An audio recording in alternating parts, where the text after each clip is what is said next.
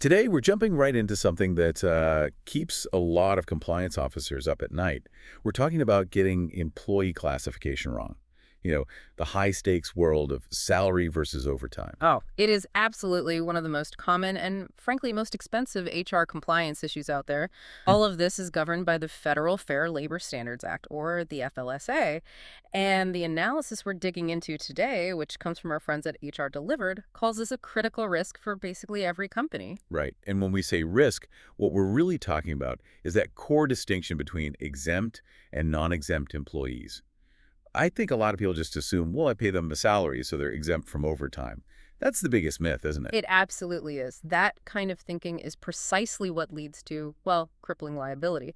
A non-exempt employee gets time and a half over 40 hours. Full stop. The exempt ones, they can slip that, but only if they pass three very, very specific legal tests. Okay, let's unpack this then, because here's the thing you really need to get. Your job title means almost nothing in this situation. That is the heart of it. The only thing that matters are these three FLSA tests. So test number one is the salary basis test. This means the employee has to get a fixed salary, and that amount can't, fluctuate based on the quality or quantity of their work. So you can't dock their pay if they had a slow week or something. Exactly. If you make an improper deduction like that, you've just violated the test, and boom, they're non-exempt. Wow, so you could accidentally destroy the exemption just through poor management. Okay, so what about the money itself? The salary level test. Right, the salary level test. Federally, the floor is pretty low. It's $684 a week, which is about 35,568 a year. That does seem low. It is, but here's the catch, and it's a big one. States like California and New York, they have their own rules with much, much higher salary minimums. I see. And that leads us to the most complicated part, the one that probably trips up employers the most, right? The duties test. This is the legal litmus test. It's all about what the employee actually does.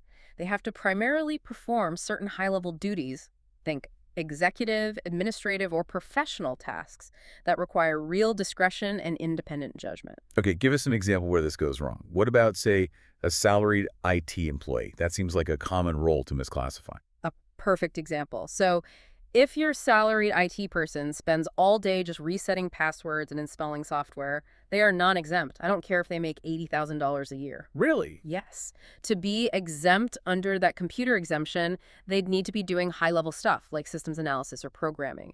It's about being a decision maker, not just a technician. So if a business makes that mistake, even with good intentions, what's the worst case scenario here? It can be financial devastation. I'm not exaggerating. The employer is on the hook for all unpaid overtime, and not just for last week, but potentially for up to 3 years back. 3 years, that would add up incredibly fast. It does. Plus, you've got penalties and huge fines from the Department of Labor, class action lawsuits, not to mention the mess of untangling miscalculated taxes and benefits. And I can see how this would happen during just routine business.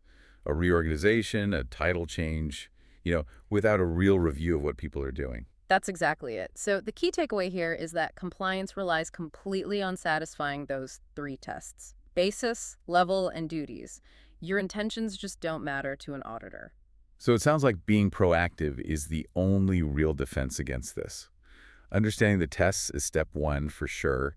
For anyone listening who wants to dive deeper into this, maybe find some compliance tools, checklists, or how to do a wage and hour review, we really do recommend visiting the HRDelivered blog. That's where all this fantastic analysis came from. Yeah, you really want to protect your business now before the DOL comes knocking about a mistake you made 3 years ago. Some great advice. We'll catch you on the next deep dive.